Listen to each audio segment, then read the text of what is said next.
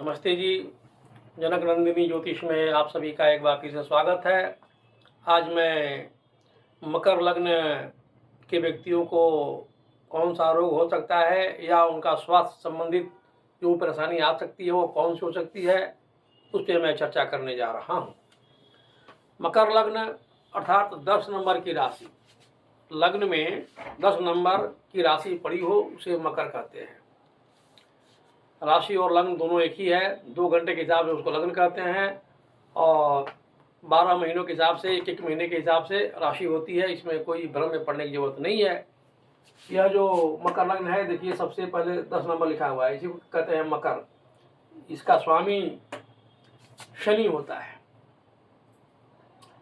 इस मकर लग्न या मकर राशि में भी 3 नक्षत्र होंगे जैसे कि सभी में होते हैं। तो मकर लग्न के जो सबसे पहले नक्षत्र में आता है वो आता है उत्तराषाढ़ा नक्षत्र। यह सूर्य का नक्षत्र है। इसके बाद श्रवण नक्षत्र, फिर इसके बाद धनिष्ठा नक्षत्र। श्रवण नक्षत्र चंद्रमा का, धनिष्ठा नक्षत्र मंगल का होता है। मैं इस विषय में थोड़ा और आगे बढ़ूं, मुझे एक बात स्मरण आ गई, वो मैं आप लोगों को बताता हूं। आप लोगों ने ये बात कभी सुनी होगी कि जो मुहूर्त होता है उसमें सबसे श्रेष्ठ मुहूर्त अभिजीत मुहूर्त कहा जाता है। अभिजीत नक्षत्र भी लोग कह बैठते हैं, वास्तव में अभिजीत नक्षत्र जैसा कोई नक्षत्र है नहीं। उत्तराषाढ़ा और श्रवण का जो नक्षत्र है, उत्तराषाढ़ा और श्रवण नक्षत्र के दो चरण, उत्तराषाढ़ा के अंतिम 2 चरण और श्रवण नक्षत्र के पहले 2 चरण, वह जो 4 चरण का भाग हुआ उसी को लोग अभिजीत नक्षत्र कहते हैं। वास्तव में वह नक्षत्र नहीं है। 27 नक्षत्रों में अभिजीत नक्षत्र की गणना या नाम नहीं है। यह मुहूर्त है। आप लोगों ने रामचरितमानस में ये चौपाई सुनी होगी, भगवान श्री रामचंद्र जी के वर्णन के में लिखते हैं तुलसीदास जी, अभिजित हरिप्रीता, मतलब भगवान श्री रामचंद्र जी का जन्म अभिजीत मुहूर्त में हुआ था। मध्य दिवस अति शीत न घामा, पावन काल लोक विश्रामा। तो अभिजीत मुहूर्त प्रतिदिन दोपहर के समय होता है। अब दोपहर के समय का अर्थ लोग कंफ्यूज हो जाता है कि 12 बजे का, ऐसा नहीं है। सूर्योदय से सूर्यास्त के बीच का जो समय है, जितने भी घंटे मिनट का हो, उसमें से सेंटर पार्ट जो हुआ, मध्य वो हुआ अभिजीत मुहूर्त। 45 मिनट का एक मुहूर्त होता है, घड़ी 45 मिनट का। तो अगर मान लेते हैं, समझाने के लिए मैं बता रहा हूँ कि 12 बजे को ही अगर मान लिया जाए, दिन और रात बराबर तो होते हैं, 22 मार्च को फिर 22 सितंबर को होते हैं, ये समझाने के लिए मैं बता रहा हूँ। ठीक 12 बजे से 22.5 मिनट पहले और 22.5 मिनट बाद, यह जो 45 मिनट का जो समय हुआ वही अभिजीत मुहूर्त है। अभिजीत मुहूर्त ही एकमात्र ऐसा मुहूर्त है जिसमें कोई भी शुभ कार्य आरंभ किए जा सकते हैं। इसमें कोई भद्रा या अन्य दोष कुछ नहीं कर सकता। और ये प्रतिदिन होता है, 365 दिन में 365 दिन होता है। तो जब आप लोगों को भी कोई शुभ कार्य का सही ज्योतिष के हिसाब से मुहूर्त या दिन या तारीख नहीं मिल रहे हो, तो आप सब कोई भी 12 बजे के आसपास कोई भी काम शुभ काम शुरू कीजिए, उसमें कोई समस्या नहीं है। यह बात इसलिए मैंने बताई कि वह जो समय आता है वो मकर राशि के अधीन ही है, क्योंकि उत्तराषाढ़ा और श्रवण नक्षत्र के बीच का जो समय होता है वही अभिजीत मुहूर्त होता है। अब चूंकि शनि ठंडा ग्रह है, शनि सूर्य से इतना दूर है कि वहाँ सूर्य की रोशनी बहुत कमज़ोर पड़ जाती है, तीखी धूप होती ही नहीं, इसलिए ठंडा ग्रह है। लेकिन आप गौर करें, मकर राशि का पहला नक्षत्र का स्वामी सूर्य, सूर्य में गर्मी है। अंतिम नक्षत्र मंगल का, मंगल भी अंगारक ग्रह, गर्म ग्रह है। लेकिन बीच का जो नक्षत्र पड़ता है श्रवण नक्षत्र, उसका स्वामी चंद्रमा, चंद्रमा जल का कारक है, ठंडा है। इसलिए पूर्णिमा में भी पूर्ण चंद्रमा उदित हो तो भी गर्मी का एहसास होता ही नहीं है। शीतलता का नाम, दूसरा नाम ही चंद्रमा, जल का कारक चंद्रमा। अब 3 नक्षत्र में एक नक्षत्र ठंडा, जिस राशि का स्वामी शनि है वो भी ठंडा, लेकिन इसमें 3 नक्षत्र में 2 नक्षत्र के जो स्वामी हैं वो गर्म है। तो ऐसे लोगों को ठंडी गर्मी से होने वाली समस्या आती है। 10वां नंबर का अधिकार, मकर राशि का अधिकार शरीर में घुटने पर होता है। यह है घुटना पर, घुटना का जो पार्ट होता है वो है मकर राशि। घुटने से संबंधित कोई भी समस्या तभी आएगी जब कुंडली में शनि रोग वाले भाव से या 8वें भाव जो कष्ट का भाव है उससे जुड़ा हुआ होगा, या लग्न का स्वामी तो रहेगा ही रहेगा तो भी होगा, लग्न का स्वामी तो मकर लग्न का होगा तो भी होगा, कुंभ लग्न का होगा तो भी होगा। फिर भी अगर शनि, ये मान लेते हैं कि मकर लग्न नहीं हो, कुंभ लग्न नहीं हो, तो भी यदि शनि 6ठे भाव में और 8वें भाव में बैठेगा तो उस व्यक्ति को घुटने से संबंधित परेशानी आएगी ही आएगी। चलने फिरने में दिक्कत हो जाएगा, मुड़ेगा ही नहीं, कट कट की आवाज़ आएगी, क्योंकि सूख गया ना। जनरली डॉक्टर के पास जाते जाइए आप, ऑर्थोपेडिक्स या उसके पास में घुटना की बीमारी को लेकर के वो क्या कहेगा कि उसका लिक्विड सूख गया है, लिक्विड सूख गया है। क्यों सूख गया भाई? चलने फिरने से तो फौजी सबसे ज़्यादा चलते हैं, पुलिस सबसे ज़्यादा चलते हैं, मैं ही फौजी हूँ, कहाँ हमें कोई दिक्कत है? या सारे फौजी घुटने जाम हो जाते चलने फिरने से होता, तो ये फालतू वाला बात है। भले चिकित्सा के क्षेत्र वाले हम ही को उल्टा सीधा बोलेंगे, लेकिन उनसे पूछा जाए, मैं तो बोल देता हूँ, डॉक्टर साहब लोग आते हैं मुझसे मिलने के लिए, तो क्या आप लोग हिसाब बात करते हैं? तो भाई फौजी को तो सब लोगों को घुटना बंद होना चाहिए था, किसी को चलना फिरना चाहिए नहीं था, लेकिन आप सब लोग से ज़्यादा तो तरोताज़ा वही नहीं दिखते हैं। तो उसका कारण क्या है? घुटना का अधिकार शनि का, शनि ठंडा ग्रह, बीच की राशि चंद्रमा, चंद्रमा भी ठंडा ग्रह, जल का कारक, आगे और पीछे का दोनों नक्षत्र का स्वामी दोनों गर्म ग्रह। इसलिए वह जो सूख जाने की बात होती है, लिक्विड सूख गया, कम हो गया, इसी कारण से होता है। तो घुटने से संबंधित सारी परेशानियां आती हैं। अब एक बात और बताता हूँ, जब मकर लग्न होगा तो मैं पहले भी बोलता रहा हूँ बार बार कि रक्त का कारक चंद्रमा और मंगल दोनों है।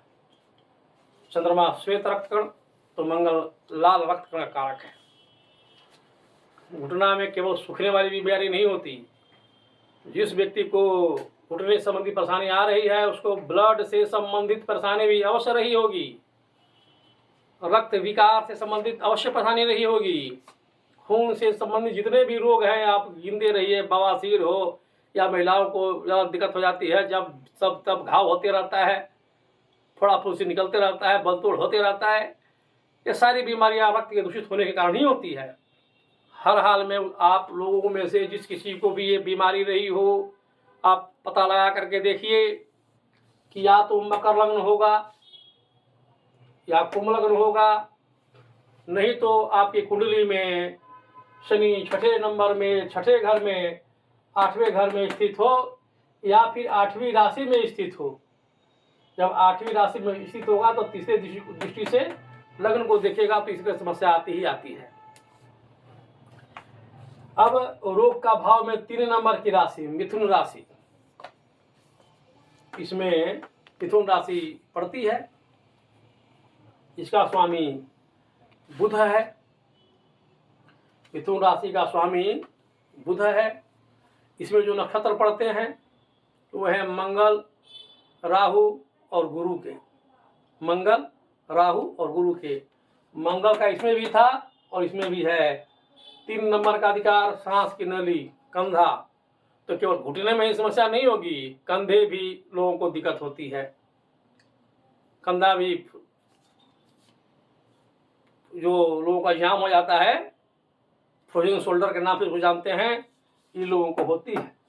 जिस किसी का भी मकर लग्न हो या मकर राशि हो, उनको भी फ्रोजन शोल्डर फ्रोजन वाली समस्या आ सकती है। उसका कारण क्या है कि रोग के भाव का जो स्वामी बुध बना, उसमें भी मंगल का नक्षत्र आता है, और शरीर भाव का स्वामी जो शनि बना, उसमें भी मंगल के नक्षत्र का है, इसलिए ऐसी समस्या आती है। अब 8वां भाव जो कष्ट का भाव है, उसमें 5 नंबर की राशि पड़ी हुई है। इसका स्वामी सूर्य होता है। सूर्य और शनि में 36 का आंकड़ा है। दोनों के विचार मिलते नहीं, भले दोनों सगे संबंधी है। 5वां नंबर की राशि हृदय पर, हर्ट पर, ये हर्ट का है। 5वां नंबर हर्ट,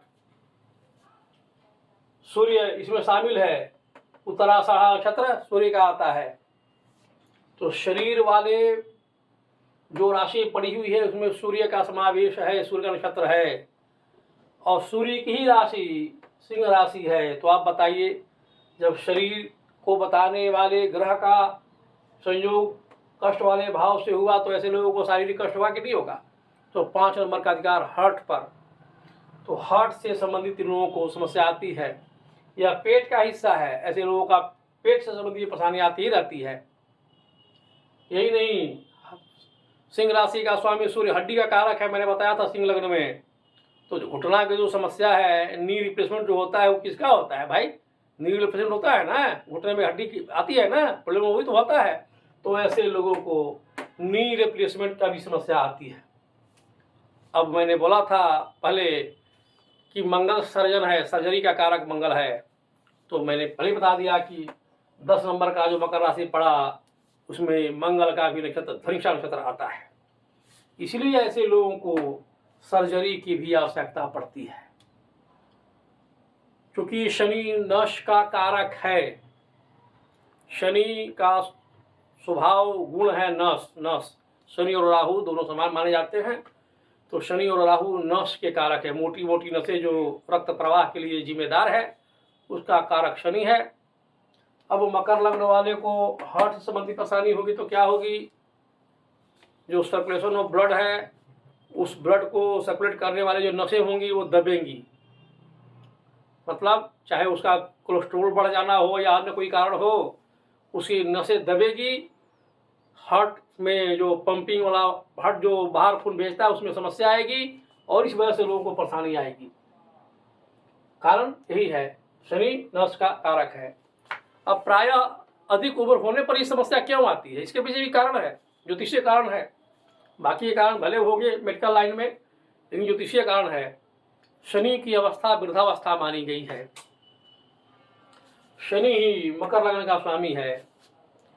शनि शनैश्चर, धीरे धीरे चलने वाला, उम्रदराज वृद्ध मतलब उम्रदराज व्यक्ति।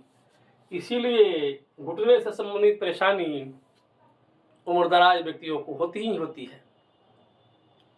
तो मकर लग्न वाले को घुटना से संबंधित नी रिप्लेसमेंट, घुटना का जो लिक्विड होता है वो सूख जाना, हार्ट, हड्डी, कंधा, इससे संबंधित परेशानी आती ही आती है।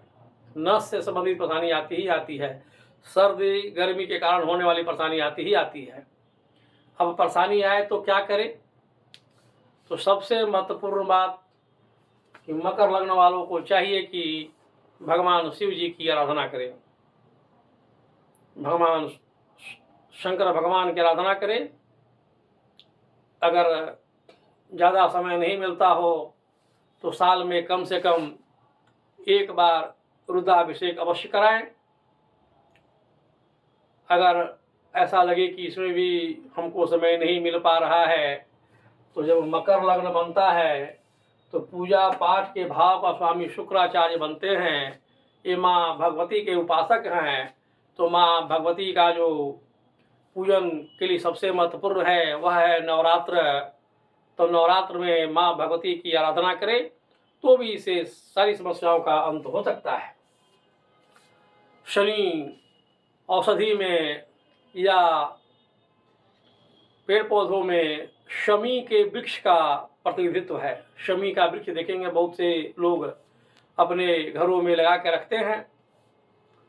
तो शमी की लकड़ी से शनिवार को 108 बार हवन करें।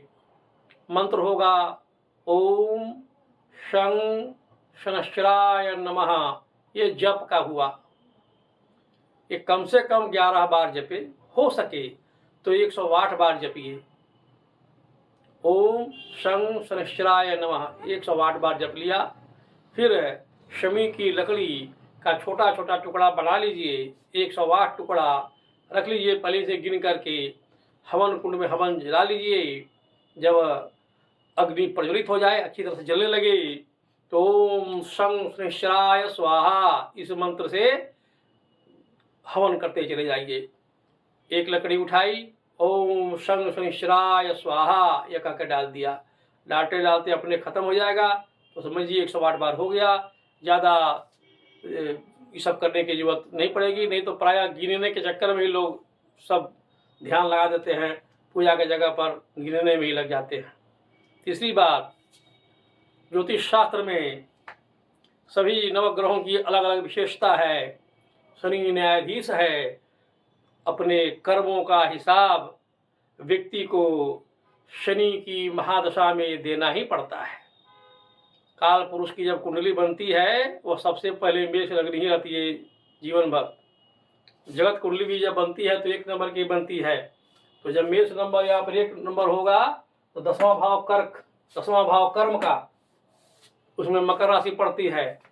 11वां भाव में कुंभ राशि पड़ती है, वो भी शनि का है। तो 10वां भाव कर्म का, 11वां भाव फल का, कर्म का फल ये शनि ही देता है। कर्मण्येवाधिकारस्ते जो बातें कही गई है, वो शनि के लिए ही कही गई है। आप जैसा कर्म करेंगे वैसा फल शनि अवश्य देगा। कब देता है? अपनी महादशा में देता है। यह जो 7.5 की बात है सो नहीं है, 7.5 की बात बिल्कुल नहीं है, क्योंकि कोई 7.5 या कुछ भी तब तक फल शनि नहीं दे सकता, या कोई भी ग्रह अच्छा या बुरा, वह अपनी महादशा, अंतर्दशा या प्रत्यंतर दशा आने पर ही देगा। तो मकर लग्न वाले को भी शनि अपनी महादशा में उनके कर्मों का हिसाब किताब लेखा जोखा अवश्य करता है। तो क्या करे भाई, अच्छा बुरा समय के अनुसार व्यक्ति कर्म करता ही है। तो शनि परोपकारी ग्रह है, उन लोगों को चाहिए कि परोपकार करे। परोपकार का अर्थ क्या है? जरूरतमंद व्यक्तियों की निस्वार्थ सहायता। सहायता में तो आप वचन से भी कर सकते हैं, जैसे आजकल किसी की वजह से परेशानी उसको हो रही हो, फलाना व्यक्ति के कारण परेशानी हो रही हो, आपके पास गया कि हमको इस तरह की परेशानी है, तो क्या करें भाई, कौन का क्या परेशानी है, तो फलाने वजह से हमको कष्ट हो रहा है। आप यदि उस व्यक्ति को जानते हैं, आजकल तो मोबाइल का ज़माना है, मोबाइल उठाइए, उस व्यक्ति को फ़ोन लगाइए, उसको मदद कीजिए, ये देखो भाई इसको तंग मत करो। ये हो गया परोपकार। धन से भी होता है, शरीर से भी होता है। कोई व्यक्ति बीमार हो या गिर गया हो, कोई एक्सीडेंट हो गया हो, उसको उठा करके ले जाइए निकट हॉस्पिटल में, ये भी परोपकार हुआ। फिर दान, तो दान का जब अर्थ मैं लोगों को समझाता हूँ, बताता हूँ, तो लोग कहते हैं जी हाँ हम देवा ही है। क्या देवा ही भाई? तो नौकरानियाँ जावा ही नौकरा दे दे, इसमें स्वार्थ तुम्हारा छिपा हुआ है कि उसको कुछ देंगे तो और मेहनत से वो पोछा लगाएगी कि बढ़िया खाना खिलाएगी। ये बिल्कुल नहीं, निस्वार्थ सहायता ही परोपकार है। अष्टादश पुराणेषु व्यासस्य वचनं द्वयं परोपकाराय पुण्याय पापाय परपीडनम्। परोपकार ही पुण्य है। तो जो व्यक्ति परोपकारी होगा उसको शनि की दशा में भी कोई परेशानी नहीं होगी, चाहे 7 चले या ढैया चले, उसे कोई फर्क नहीं पड़ता। तो मकर लग्न के लिए इतना ही। यदि आप लोगों को मेरा वीडियो अच्छा लगा हो तो उसको शेयर कीजिए, लाइक कीजिए और सब्सक्राइब कीजिए। धन्यवाद।